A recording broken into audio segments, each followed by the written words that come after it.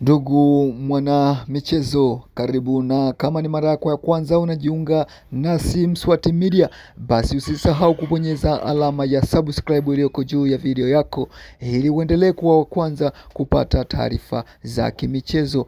Basi tunaondoka na tunakupeleka moja kwa moja kule nchini Morocco ambako fainali za michuano ya AFCON inafanyika huko.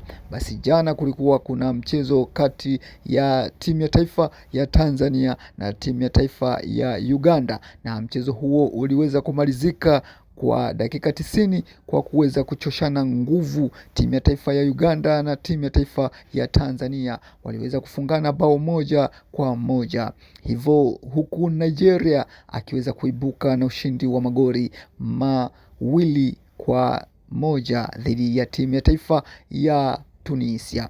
Hivyo baada ya mchezo huo kutamatika, katika kundi hilo timu ya taifa ya Nigeria ndio timu ambayo inaongoza kwa pointi 6, huku ikiwa tayari imekwisha fuzu hatua ya 16 bora, huku timu ya taifa ya Tunisia ikiwa ina pointi 3 na timu ya taifa ya Tanzania na Uganda zikiwa zimesalia mkiani zikiwa na pointi 1. Hivyo unaiona wapi timu ya taifa ya Tanzania? Kwa sababu mchezo unaofuata utawakutanisha kati ya timu ya taifa ya Tanzania dhidi ya timu ya taifa ya Tunisia.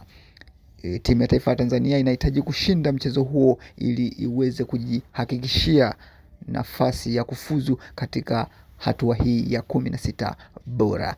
Basi ndugu mtazamaji wetu, jana pia mchezaji wa Tanzania na timu ya taifa ya Taifa Stars Simon Msuva ameweza kufikisha goli la 25, huku akiwa ndiye mchezaji kinara mwenye magoli mengi katika timu ya taifa ya Tanzania, na ndiye alikuwa mchezaji bora wa mechi ya jana dhidi ya timu ya taifa ya Uganda. Basi ndugu mtazamaji wetu, endelea kubaki nasi kwa kubonyeza alama ya subscribe ili uendelee kupata taarifa za michezo.